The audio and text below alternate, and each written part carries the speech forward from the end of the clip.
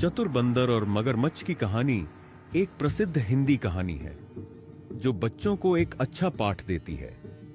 यह कहानी इस प्रकार है। एक समय की बात है। एक जंगल में एक चतुर बंदर रहता था। वह पेड़ों पर कूदता फांदता और बहुत खुश रहता था। उसी जंगल में एक मगरमच्छ भी था जो नदियों में रहता था। मगरमच्छ के घर में एक बड़ी समस्या थी। उसकी पत्नी को बंदर का मांस खाने का बहुत शौक था। वह अक्सर अपने पति से कहती कि वह बंदर को पकड़कर उसका मांस लाए।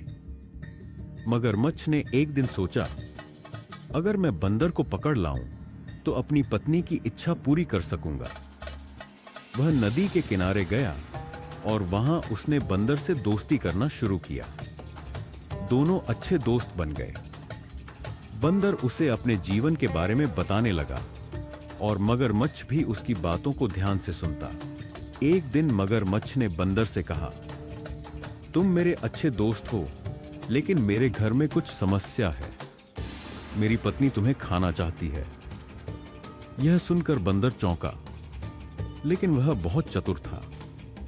उसने तुरंत जवाब दिया, अगर तुम मुझे घर बुलाओ तो मैं अपनी पत्नी से मिलकर उसे उपहार दूंगा। मगरमच्छ ने कहा, ठीक है, तुम मेरे घर आ सकते हो। मगरमच्छ उसे अपने घर ले जाने लगा। रास्ते में बंदर ने देखा कि वह नदी के बीच में था, तो उसे यह समझ में आ गया कि मगरमच्छ उसे धोखा दे रहा है।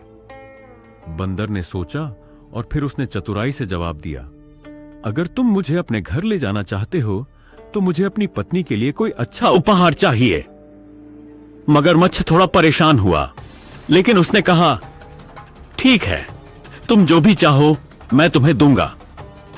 तब बंदर ने एक चाल चली।